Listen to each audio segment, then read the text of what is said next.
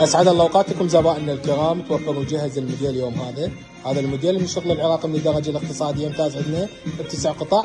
هذا الموديل يختلف عن الموديلات السابقه، كله يكون نظام مودرن بهذا الشكل.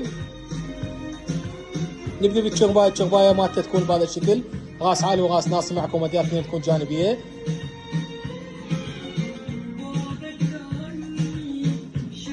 الصوميه مالتها تكون بلايود اسود 6 ارجل. الالوان كلها تكون معتقه تحت بهذا الشكل، كل نظام لونين يجي. الكنتور يكون عندنا بارتفاع 2.20 سنتيم والعرض ماله 3 امتار و20 سنتيم.